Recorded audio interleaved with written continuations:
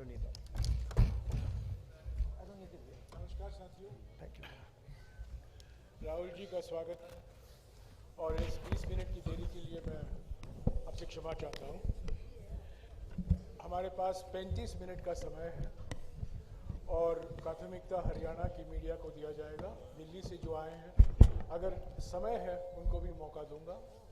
अगर आप लोगों में से किसी को मौका नहीं मिलेगा, आज 15 तारीख को जालंधर में अगला प्रेस कॉन्फ्रेंस है, वहाँ आपको निमंत्रण दिया जा रहा है। और आज 118 दिन में ये 10वां प्रेस कॉन्फ्रेंस है राहुल जी का।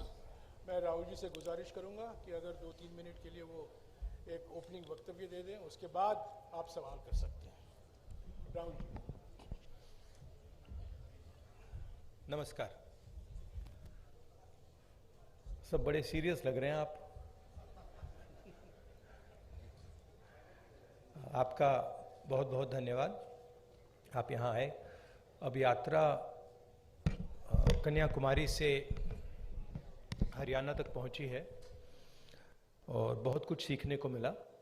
बहुत लोगों से हम मिले और देश के दिल में जो है वो डायरेक्टली सुनने को मिला है हम सबको। हरियाणा में आपने रिस्पॉन्स देखा, बहुत अच्छा रिस्पॉन्स है, एनर्जेटिक, एंथुजियास्टिक रिस्पॉन्स है। शुरुआत की थी तो लोगों ने कहा कि देखिए केरला में जो रिस्पॉन्स मिलेगा, जो केरला में रिस्पॉन्स मिला वो कर्नाटक में नहीं मिलेगा, बीजेपी की स्टेट में नहीं मिलेगा। पता लगा कर्नाटक में केरला से भी बेहतर रिस्पॉन्स। फिर कहा कि भाई साउथ में मिला है, अब जब हम महाराष्ट्र पहुंचेंगे तो रिस्पॉन्स नहीं होगा, महाराष्ट्र में साउथ से भी अच्छा। और फिर जब हम हिंदी बेल्ट में जा रहे थे, कहते हैं हिंदी बेल्ट में तो बिल्कुल नहीं होगा, महाराष्ट्र में रिस्पॉन्स अच्छा, हिंदी बेल्ट में नहीं होगा। मध्य प्रदेश में देखा और भी इम्प्रूवमेंट। और फिर जब हम हरियाणा में आ रहे थे, नहीं बीजेपी की सरकार है, वो रिस्पॉन्स नहीं मिलेगा, और भी इम्प्रूवमेंट। मतलब जहां जितना हम आगे बढ़ते जा रहे हैं, रिस्पॉन्स इम्प्रूव करता जा रहा है। तो मैं हरियाणा के युवाओं से, हरियाणा की जनता से, माताएं बहनों से दिल से धन्यवाद करना चाहता हूं कि आपने इतना प्यार दिया, आपने इतनी शक्ति दी, इसके लिए हम बहुत बहुत आभारी हैं। यहाँ पे लोगों ने, किसानों ने हमें हरियाणा की सच्चाई बताई, सड़कों पे हम चले हैं वो भी हमने देखा। तो रियलिटी हमारे और आपके सामने है। अब आप जो भी सवाल पूछना चाहते हैं पूछ सकते हैं। Would you like me to say it in English? Sorry? Would you like me to say it in English or no need? No, I think Hindi is fine. Dainik Bhaskar से महेश कुमार।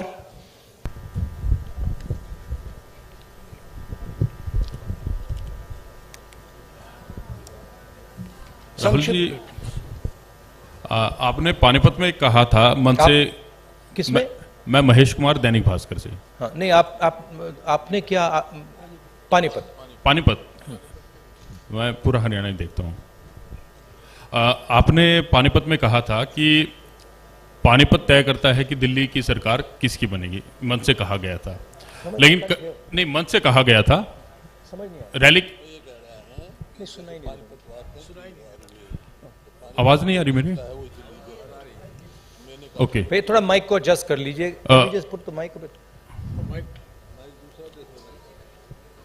आप बोलिए प्लीज। आपने पानीपत में कहा, पानीपत में मंच से कहा गया था कि पानीपत तय करता है कि दिल्ली में सरकार किसकी होगी। मैंने कहा पानीपत में मंच से कहा गया था। और करनाल में यह कहा गया कि यह यात्रा वोटों के लिए नहीं है। तो इसमें एक कहीं ना कहीं कंफ्यूजन है कि ये एक जन आंदोलन है या राजनीतिक यात्रा है। क्योंकि पॉलिटिशियन जिस भी थॉट के साथ कोई भी एक एक्टिविटी करता है, फुल टाइम पॉलिटिशियन, उसका थॉट तभी लागू होगा जब उसके पास सरकार होगी। तो एक चीज तो मैं ये जानना चाह रहा हूं कि इस यात्रा को हम जन आंदोलन और राजनीतिक यात्रा के बीच में कहां स्टैंड करा देखें, कहां पे है ये। और इसके साथ ही ये चीज है कि एक माइलस्टोन है ये यात्रा, आपकी लाइफ टाइम का है। तो 30 जनवरी के बाद इस माइलस्टोन का टेक अवे पार्टी और आपके पास क्या होगा?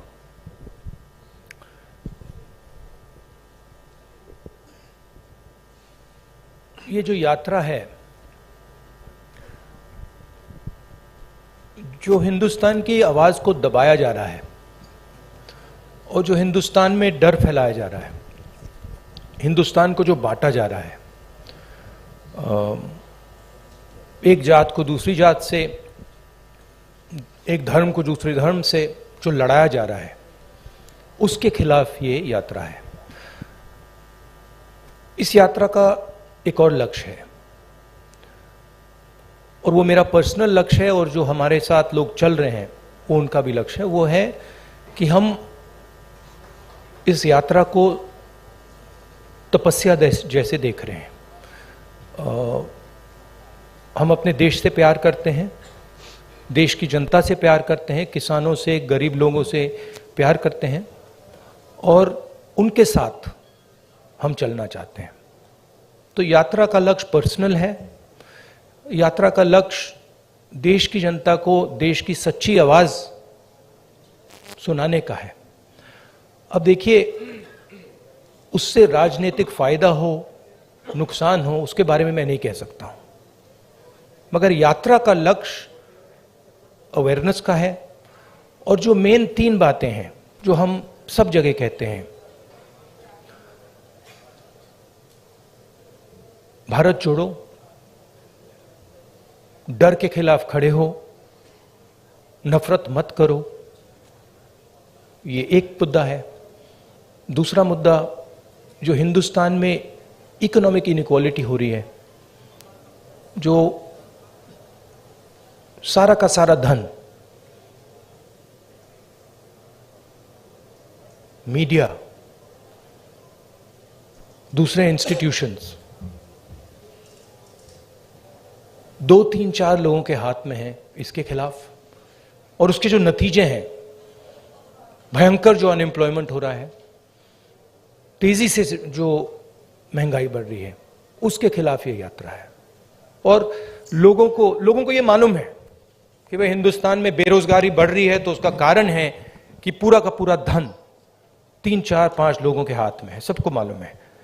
लोगों को यह भी मालूम है कि वो जो धन का कॉन्सेंट्रेशन हो रहा है, पूरा का पूरा पूरी आर्थिक शक्ति जो 3, 4 लोगों के हाथ में जा रही है, उसका नतीजा बेरोजगारी है, उसका नतीजा महंगाई है। लोगों को कनेक्शन मालूम है। तो हम ये बात रखना चाहते हैं और बहुत सक्सेसफुली ये बात यात्रा ने रखी है। इसलिए मैं आपसे कह रहा हूं कि जहां भी हम जा रहे हैं, यात्रा इंप्रूव हो रही है। तो अब ये हमारा लक्ष्य था। दैनिक जागरण से अश्विनी शर्मा, नहीं बताता हूं। देखिए,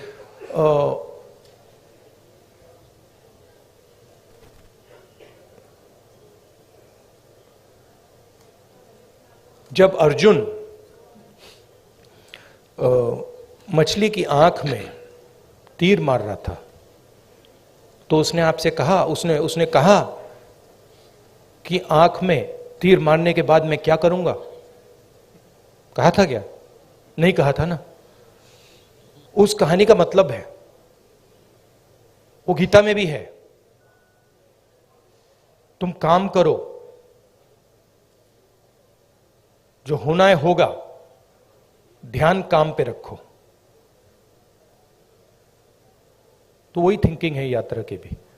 आपका सवाल अच्छा है। यात्रा के बाद एक और काम होगा, उसके बाद शायद एक और काम होगा, फिर आपको जवाब मिल जाएगा। शुक्रिया राहुल जी। जागरण से अश्विनी शर्मा, संक्षिप्त में प्लीज। हेलो, संक्षिप्त में मेरा सवाल इतना है सर कि यात्रा शुरू होने से पहले का राहुल गांधी और आज के राहुल गांधी में कितना अंतर है? हाँ, थैंक यू। हाँ, यात्रा शुरू होने से पहले के राहुल गांधी और करनाल तक पहुंचे, इसमें कितना अंतर आया है आपके अनुभव में और व्यक्तित्व में? भैया, ये तो आपका डिसीजन है। ये तो आप लोग जज, जूरी और एक्सिक्यूशनर हो। मेरा निर्णय तो नहीं है, मेरा डिसीजन तो नहीं है। तो ये तो आपको डिसाइड करना पड़ेगा राहुल गांधी क्या है, कौन है, क्या नहीं है, क्या बदलाव आया, क्या बदलाव नहीं आया। उसमें थोड़ी सी सच्चाई आप बोल सकें तो अच्छी बात होगी, और नहीं बोल सकें तो वो भी ठीक है। पंजाब केसरी से मनोज राणा।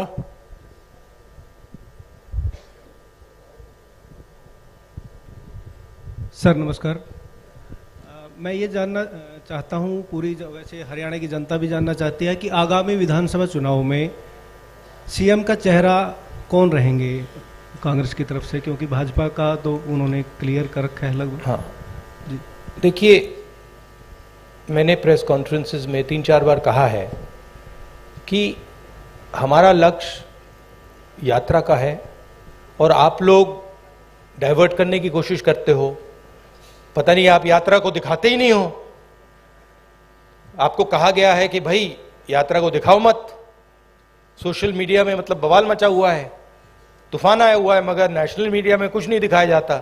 और फिर आप प्रेस कॉन्फ्रेंस में आते हो, कहते हो भैया चलो एक डिस्ट्रैक्शन मारते हैं, सीएम कौन होगा, पीएम कौन होगा। अगला सवाल आएगा पीएम कौन होगा, देख लेना आएगा, पक्का आएगा कि डिस्ट्रैक्ट करना है भैया, सीएम कौन होगा, पीएम कौन होगा। फिर उसके बाद आएगा सवाल ऑपोजिशन यूनिटी नहीं है, वो भी आएगा। तो आप करिए जो आपको करना है, मुझे भी करना है काम। Thank you. अमर उजाला से सेवा सिंह। अब भैया पीएम वाला पूछिए, वो 3 हैं आपके, वो हर प्रेस कॉन्फ्रेंस में आते हैं, सीएम कौन, पीएम कौन। अमर उजाला से सेवा सिंह। राहुल जी नमस्कार। कहाँ है? हाँ हाँ जी, सॉरी। शेर यात्रा चल रही है, बहुत चर्चाएं हो रही है, लेकिन कांग्रेस के संगठन की भी उतनी चर्चा हो रही है कि मतलब आगे चुनाव की तैयारियों को देख रहे हैं लोग यात्रा के जोड़ के, तो संगठन की भी इतनी ही चर्चा हो रही है कि संगठन नहीं मतलब बन पा रहा, संगठन नहीं बन पा रहा है। जी सर, तो ये कब तक पॉसिबल होगा? कार्यकर्ता भी इंतजार में रहते हैं सर, मेहनत करने वाले। देखिए सबसे पहले ये कहना कि संगठन नहीं है, ये तो बिल्कुल गलत है।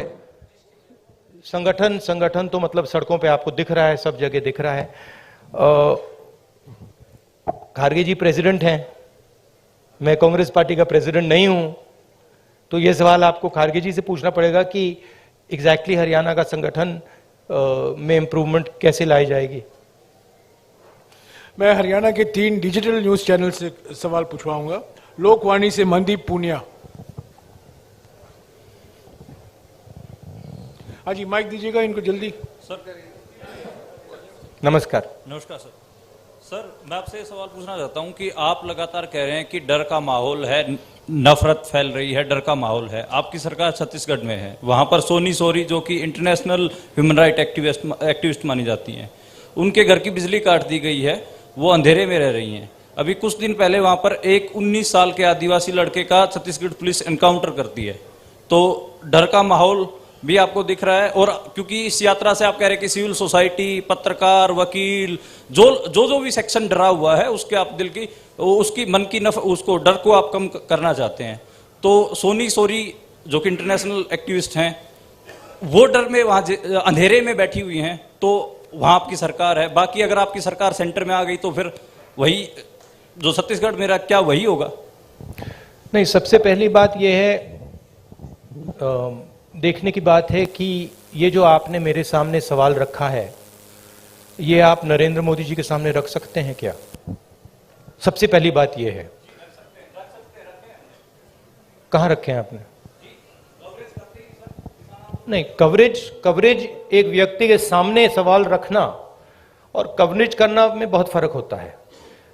प्रधानमंत्री जी ने ऐसे कितने प्रेस कॉन्फ्रेंस किए हैं जहां पे कोई भी पत्रकार उनसे ऐसा सवाल पूछे। सबसे पहली बात यह है, ठीक है। दूसरी बात यह है कि मैं कह रहा हूं कि देश की जनता को बांटकर उनमें नफरत फैलाई जा रही है। हिंदू मुस्लिम, अलग अलग जात के लोगों को लड़ाया जा रहा है। क्या कांग्रेस पार्टी ये करती है? कांग्रेस पार्टी ने कभी कहा है कि एक जात के व्यक्ति को दूसरे जात के व्यक्ति की हत्या करनी चाहिए? कांग्रेस पार्टी ने कभी कहा है कि एक धर्म को दूसरे धर्म से लड़ाया जाना चाहिए? कभी नहीं कहा है, हिस्ट्री में कभी नहीं कहा है। तो दूसरी बात यह है। तीसरी बात यह है कि जो वहां पे डर का माहौल है, उसके बारे में आपने हमें बताया है, हम जाके उसको देखेंगे और अगर वहाँ पे हम उसको उसके बारे में बोल सकते हैं मैं बोलूँगा, ठीक है। और अगर वहाँ पे कुछ गलत हो रहा है तो मैं पर्सनली जाके उसको देख के उसमें मेरी जो राय होगी मैं रखूँगा, ठीक है। मगर मेन बात यह है कि जो देश में आज नफरत फैलाई जा रही है, जो हिंसा की जा रही है, वो छत्तीसगढ़ सरकार एज अ पॉलिसी नहीं कर रही है। वहाँ पे इश्यूज हैं, वहाँ पे लैंड एक्विजिशन के इश्यूज हैं और वहाँ पे हाँ टेंशन है, मगर हमारी पॉलिसी वो नहीं है। धन्यवाद। मसले से सर्वमित्र कंबोज। नमस्कार सर। इधर सर मैं देख रहा हूं आप स्पीच में जवान और यात्रा के बाद मैं आपको बताना चाहता हूं कि मैं पर्सनली वहां जाऊंगा और पर्सनली इस बात को समझने की कोशिश करूंगा। अगर वहां पे कोई कमी है तो उसको मैं सुधारूंगा। नमस्कार सर। इधर ही सर, आप हर स्पीच में तकरीबन जवान और किसान की बात करते हैं। हाँ जी। किसान की अगर बात करें तो आपको पता है लंबा आंदोलन हमारे देश में हुआ, हालांकि सरकार ने कानून वापस ले लिए, लेकिन एमएसपी का मुद्दा अभी भी बरकरार है। उसके लिए किसान अभी भी संघर्ष कर रहा है। पंजाब में अभी चल रहा है, हरियाणा में भी चल रहा है। आपकी सरकार थी तब स्वामीनाथन आयोग की रिपोर्ट आ गई थी, लेकिन आपने लागू नहीं की। क्या अगर आपकी सरकार आ जाती है तो आप स्वामीनाथन आयोग की रिपोर्ट को लागू करेंगे? और जो किसान एमएसपी मांग रहा है, क्या वो आप एमएसपी देंगे? देखिए, ऐसे ये जो चीजें होती हैं ये ऐसे कैजुअली नहीं कहा जा सकता है, ठीक है। कि भैया सबसे पहले मैं एक कांग्रेस पार्टी का मेंबर हूं, कांग्रेस पार्टी का लीडर हूं, बहुत सारे और हैं। तो अगर हम इस बात को सीरियसली कहना चाहते हैं तो ये डिस्कशन हम अपनी मैनिफेस्टो कमिटीज में करते हैं और उसको सीरियसली असेस करते हैं जी। उसके फाइनेंशियल इंप्लीकेशंस असेस करते हैं, उसके दूसरे इंप्लीकेशंस असेस करते हैं और फिर उस पर निर्णय लेते हैं जी। मैं यहां कह सकता हूं हाँ करेंगे ना करेंगे, उसका कोई मतलब नहीं है। जो हमारे मैनिफेस्टो में आएगा वो हमारा डिसीजन होगा और वो गारंटी करके हम करेंगे। जैसे हमने न्याय योजना के बारे में कहा था, हमने अलग अलग स्टेट्स में कर्जा माफी की बात की थी। जब हमारे मैनिफेस्टो में आ जाता है वो होगा ही होगा, ठीक है। तो पहली बात ये है। दूसरी बात ये है कि हम एक्सेप्ट करते हैं कि जो किसान है उसको चारों ओर से घेरा जा रहा है। उसको डायरेक्टली मारा जा रहा है, फ्यूल प्राइसेस से लेकर डायरेक्ट डीजल पेट्रोल की प्राइस से डायरेक्ट मारा जा रहा है। उसको इनडायरेक्टली मारा जा रहा है। बीमा का वो पैसा देता है, तूफान आता है, आंधी आती है, उसको पैसा नहीं मिलता। उसको डायरेक्टली खाद की प्राइसेस से मारा जा रहा है। तो हम एक बात एक्सेप्ट करते हैं कि जो हमारे देश की जो रीढ़ की हड्डी है, जो रीढ़ की हड्डी प्रोडक्शन करता है, जो हमें भोजन देता है, उस पर आक्रमण हो रहा है। वो जो 3 किसान की काले कानून थे, वो कानून नहीं थे, वो किसान को मारने के हथियार थे। जैसे डिमोनेटाइजेशन और गलत जीएसटी छोटे व्यापारियों को मारने के हथियार हैं, वो पॉलिसीज नहीं है, ठीक है। तो हम समझते हैं कि उनको प्रोटेक्शन की जरूरत है। और एक और बात, एक्सपोर्ट पॉलिसी भी उनको मारने का, उनसे चोरी करने का एक तरीका है, ठीक है। तो हम जानते हैं कि किसान पर आक्रमण हो रहा है और मैं आपको एक बात की गारंटी दे दूंगा कि कोई भी कांग्रेस पार्टी की सरकार आएगी, वो आक्रमण बंद होगा, किसान की रक्षा होगी, उसकी प्रोटेक्शन होगी।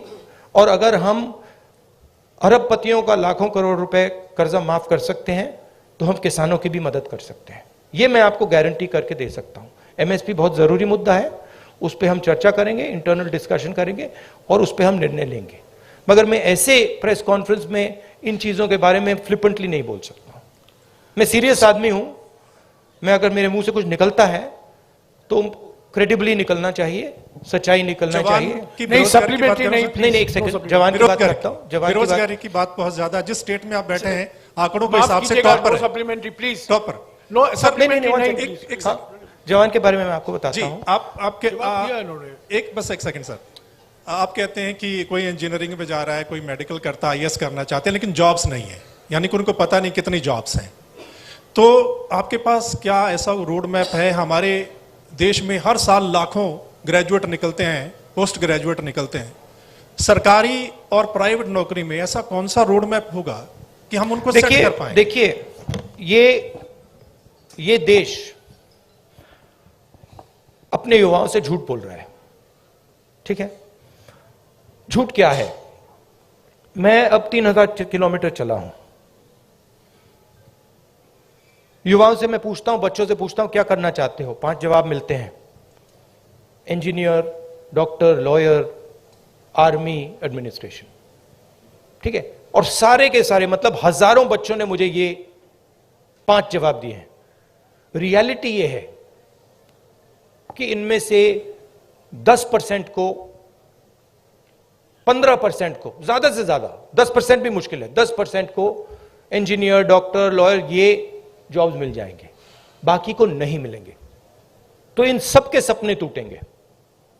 मेरे पास एक बच्ची आई, कहती है मैं आईएएस में जाना चाहती हूं। मैंने कहा ठीक है बेटा, आईएएस में हर साल कितने लोग जाते हैं? मुझे कहती है 5 लाख लोग जाते हैं। मैंने उससे कहा नहीं बेटा, 5 लाख लोग नहीं जाते हैं, 150 लोग जाते हैं। रोने लग गई। तो ये देश अपने बच्चों से, अपने भविष्य से झूठ बोल रहा है और ये इनका दिल तोड़ेगा। हर रोज इनका दिल टूटता है, इनके सपने टूटते हैं। क्यों टूटते हैं? क्योंकि जो लोग इस देश को रोजगार दे सकते हैं, उनकी हम मदद नहीं करते हैं, उनकी हम प्रोटेक्शन नहीं करते हैं, उनके स्ट्रक्चर के बारे में हम नहीं सोचते। रोजगार कहां से आएगा? रोजगार अगर आप सेकंड ग्रीन रेवोल्यूशन करोगे, एग्रीकल्चर को ट्रांसफॉर्म करोगे, फूड प्रोसेसिंग फैक्ट्रीज के जाल बिछाओगे, रोजगार वहां से आएगा। करोड़ों लोगों को रोजगार मिल सकता है और रिस्पेक्टेबल रोजगार मिल सकता है। दूसरी बात, जो स्मॉल और मीडियम इंडस्ट्रीज को डिस्ट्रॉय किया गया है, और कोई शब्द ही नहीं है, डिस्ट्रॉय किया गया है। जीएसटी, डिमोनेटाइजेशन और कोविड के समय जो किया, वो दूसरे लोग हैं जो रोजगार दे सकते हैं, करोड़ों लोगों को रोजगार दे सकते हैं। मैं आपसे सवाल पूछना चाहता हूं, आप मुझे वो नाम बता दीजिए जो छोटी कंपनी चलाता हो, स्मॉल और मीडियम साइज इंडस्ट्री चलाता हो, जो आज लाखों करोड़ का मालिक हो गया है। नाम बता दो मुझे। आप ये होंडा गाड़ी चलाते हैं, इसका मालिक मैकेनिक था। ये टोयोटा गाड़ी चलाते हैं, इसका मालिक मैकेनिक था। आप मुझे मैकेनिक का नाम दे दो जो इस देश में बड़ा उद्योगपति बन गया है, बताओ।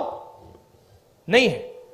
तो जो रोजगार दे सकते हैं, जो सपने पूरे कर सकते हैं, उनकी हत्या हो रही है। तो रोड मैप क्या है?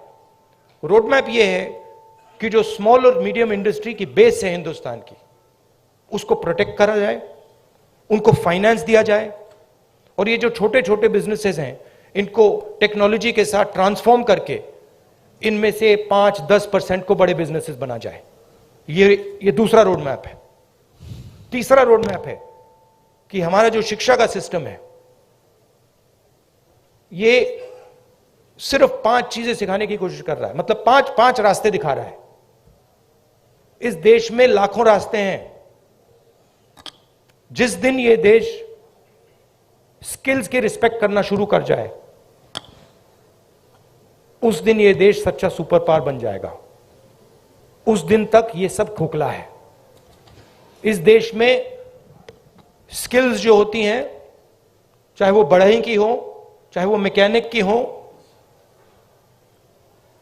किसी की भी हो, चाहे वो किसान की हो, उसकी कोई इज्जत नहीं करता है, उसका मजाक उड़ाते हैं, देखो ये क्या कर रहा है। जिस दिन वो हो जाएगा, उस दिन ये देश चाइना का मुकाबला कर जाएगा और यहां पे made in India, made in India, made in India सब जगह दिखना शुरू हो जाएगा। वो रोड मैप है। धन्यवाद। शुक्रिया राहुल जी। हमारे पास सिर्फ 10-12 मिनट है। सवाल संक्षिप्त में कीजिएगा और फिर से गुजारिश करूंगा सप्लीमेंट्री मत पूछेगा प्लीज, ये रैपिड फायर होना है, कई लोग को मौका देना चाहता हूं मैं। सत्य खबर से सत्य सिंह। सर नमस्ते सर, पिछले काफी समय से हम लोग देख रहे हैं कि जो कांग्रेस पहले डिफेंस मोड में रहती थी अब अटैकिंग मोड में है, हर जगह पे जवाब दिया जा रहा है। आपकी टीम ये अच्छा काम कर रही है, पर मैं हरियाणा के संदर्भ में आपसे एक सवाल करना चाहता हूं और वो सेंटर से ही सवाल रहता है। अभी पीछे राज्यसभा का चुनाव था, अजय माकन जी ने चुनाव लड़ा था, उस समय में एक क्रॉस वोटिंग हुई थी, कांग्रेस के पास वोट पूरे थे, उसके बावजूद कांग्रेस अपना राज्यसभा का सदस्य नहीं भेज पाई थी। उस पे ना आज तक कोई जांच की बात आई है और ना अभी तक उस पे कोई कार्रवाई जैसी बात है। सर आपसे मैं ये जानना चाहता हूं, क्या इस प्रकार के मुद्दों पर भी, जिस प्रकार से देखिए सोशल मीडिया की बात करें, सोशल फेस बनाने की बात करें, कांग्रेस का जबरदस्त फेस होता जा रहा है, क्या ऐसे मुद्दों पर भी पार्टी में चर्चा होती है? Distraction attempt number 2। देखिए ये ऑर्गेनाइजेशनल मामला है, यहां पे पीसीसी प्रेसिडेंट बैठे हैं, खारगे जी प्रेसिडेंट हैं, ये आप उनसे पूछिए, इनसे पूछिए। मेरा लक्ष्य क्लियर है, जो देश की आवाज है उसको सामने लाने का। अच्छा अटेम्प्ट था, मैं कहूं कि उससे अच्छा था, ज्यादा सोफिस्टिकेटेड था, मगर मैं डिस्ट्रैक्ट नहीं होऊंगा। Thank you. शुक्रिया राहुल जी। टोटल टीवी से प्रदीप। नमस्कार राहुल जी, धन्यवाद। नहीं, एक और बात जो आपने कहा, नहीं एक बात आपने कही जो जिसका मैं जवाब देना चाहता हूं। आप बैठ सकते हैं, ये कांग्रेस का प्रेस कॉन्फ्रेंस है, बीजेपी का नहीं है, आरएसएस का नहीं है। राहुल जी समय की पाबंदी भी हाँ, है। नहीं, मगर मैंने पहले कहा किसी प्रेस कॉन्फ्रेंस में, और आपने मुझे पूछा कि राहुल गांधी में कोई बदलाव आया। एक बात मुझे बहुत गहराई से समझ आ गई है कि ये जो लड़ाई है ये एक्चुअली राजनीतिक लड़ाई नहीं है, सुपरफिशियली ये राजनीतिक लड़ाई है। जब हम बीएसपी से लड़ते हैं या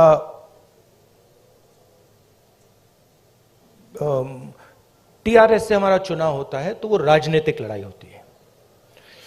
मगर अब देश में एक चेंज आ गया है, जब से आरएसएस ने इस देश के जो इंस्टीट्यूशंस हैं उनको पकड़ा है, उस दिन से ये लड़ाई राजनीतिक नहीं रही। इसका ये अब दूसरी लड़ाई हो गई है। उसको आप विचारधारा की लड़ाई कह दीजिए, उसको आप धर्म की लड़ाई कह दीजिए, उसको आप कोई भी फ्रेमवर्क दे सकते हैं, मगर वो राजनीतिक लड़ाई नहीं है।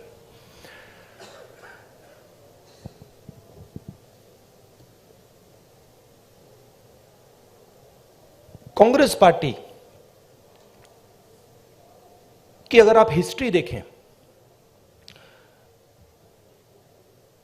जो आपने कहा कार्यकर्ता में जोश आ गया है, यह तपस्या का संगठन है। इसको अगर आप तपस्या में लगाते हैं तो इसकी एनर्जी बढ़ती है।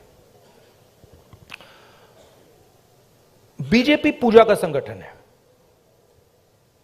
उसको अगर आप पूजा में लगाएंगे उसमें स्ट्रेंथ आती है। अब बीजेपी, अब पूजा दो तरीके की होती है, धर्म की बात कर रहा हूं। पूजा नॉर्मली होती है कि भाई मैं भगवान के पास जाता हूं और मैं उनसे कुछ मांगता हूं, मगर इनिशिएटिव जो पूजा करता है उसका होता है। ठीक है, आरएसएस की पूजा अलग है। आरएसएस चाहता है कि फोर्सिबली उनकी पूजा हो। मोदी जी चाहते हैं, इसलिए वो आपसे नहीं मिलते हैं, कि फोर्सिबली उनकी पूजा हो और देश में सब लोग उनकी पूजा करें। उसका रिस्पॉन्स एक ही हो सकता है, उसका रिस्पॉन्स तपस्या ही हो सकता है और कोई रिस्पॉन्स नहीं हो सकता है। और इसीलिए ये जो यात्रा है ये बहुत सक्सेसफुल है, क्योंकि इसमें सिर्फ कांग्रेस पार्टी तपस्या नहीं कर रही है, सिर्फ एक व्यक्ति तपस्या नहीं कर रहा है, इसमें लाखों लोग तपस्या कर रहे हैं। और इस यात्रा का मैसेज यही है कि जो मैंने अभी आपको बोला, जो आपने रोड मैप की बात पूछी, कि इस देश में तपस्या की रिस्पेक्ट होनी चाहिए, स्किल्स की रिस्पेक्ट होनी चाहिए, काम की रिस्पेक्ट होनी चाहिए।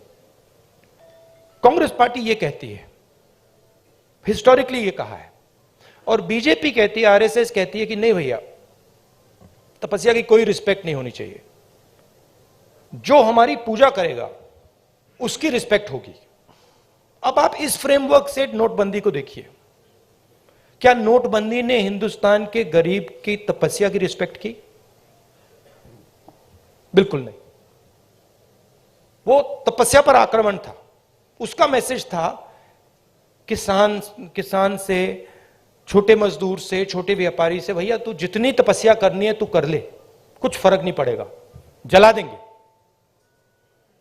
और बीजेपी आरएसएस इस देश को फोर्स्ड पूजा की ओर ले जा रही है, धन का प्रयोग करके, इंस्टीट्यूशंस को कैप्चर करके, लोगों को डरा के, आप लोगों को डरा के। वो आपसे कह रहे हैं भैया तपस्या मत करो, आपसे कह रहे हैं आपकी जो तपस्या है, जो सच्चाई मतलब आपको अपने टेलीविजन स्क्रीन पे डालनी है, वो मत करो, मार देंगे, हमारी पूजा करो। इसलिए प्रधानमंत्री जी आपके सामने नहीं आ सकते, क्योंकि उसमें आपकी तपस्या की झलक दिख जाएगी, कहीं ना कहीं से कोई सवाल पूछ जाएगा। तो ये लड़ाई है पूजा और तपस्या के बीच में। हमारा संगठन तपस्या का है, और अगर हमारे संगठन में कमी है तो तपस्या की कमी थी, और उस यात्रा ने इसको क्लियर कर दिया है कि यह तपस्या का संगठन है, वो पूजा का संगठन है। उनका वो काम है, हमारा ये काम है। राहुल जी नमस्कार। शुक्रिया राहुल जी। टोटल टीवी से प्रदीप। राहुल जी नमस्कार, मैं प्रदीप। और ये जो आपने शिव जी की फोटो देखी होगी, ये आपने देखा है, ये सिंबल देखा है आपने, शिव जी की फोटो में देखा है, इसका मतलब क्या है? कोई बता सकता है? आप कहेंगे आशीर्वाद। आशीर्वाद नहीं है, ये अभय मुद्रा है, डरो मत। ये तपस्या का सिग्नल है, अपना काम करो, तपस्या करो, डरो मत। इसीलिए तो कांग्रेस का ये सिंबल है। नहीं, आप हंस रहे हो, मैंने रिसर्च किया है, ये सिंबल कहां से आया, कैसे आया, मैं आपको किसी दिन बता दूंगा, आप हैरान हो जाओगे। अच्छा, आपने गुरु नानक की फोटो देखी है? उसमें भी आपने देखा होगा, देखिए ना। बुद्धा की फोटो देखी है, उसमें भी अभय मुद्रा। महावीर जी की फोटो देखी है, उसमें भी अभय मुद्रा।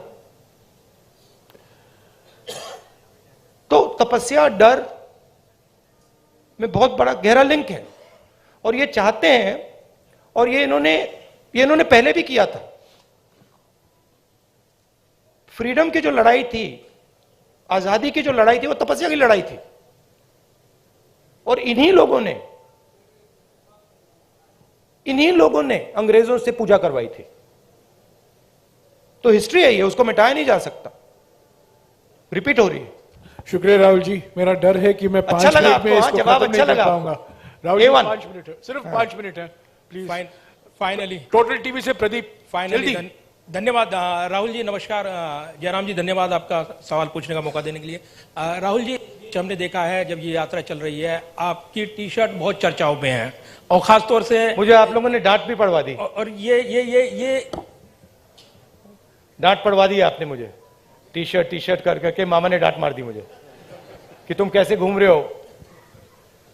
राहुल जी, सवाल मेरा यह है कि ये यात्रा जो है राहुल गांधी की इमेज बदलने में कितनी कामयाब रही है? चर्चा ये भी है राहुल गांधी की इमेज बदली है, आप इसे एक बड़ी उपलब्धि व्यक्तिगत तौर पर देखते हैं? और दूसरा सवाल इसी से जुड़ा, नहीं, एक ही सवाल प्लीज प्रदीप, एक ही सवाल प्लीज। हरियाणा का जिक्र प्लीज, मुझे रोकना पड़ेगा आपको, प्लीज एक ही सवाल। राहुल गांधी आपके दिमाग में है, मैंने मार दिया उसको, वो है ही नहीं, मेरे माइंड में है ही नहीं, गया, वो गया। जिस व्यक्ति को आप देख रहे हो वो राहुल गांधी नहीं है, वो आपको दिख रहा है। बात नहीं समझे आप? हिंदू धर्म को पढ़ो, थोड़ा शिव जी को पढ़ो, समझ आ जाएगी बात। ऐसे मत, हैरान मत हो, हैरान मत हो। राहुल गांधी आपके दिमाग में है, मेरे दिमाग में है ही नहीं। राहुल गांधी बीजेपी के दिमाग में है, मेरे दिमाग में है ही नहीं। इतना मतलब हैरान क्यों लग रहे हो आप?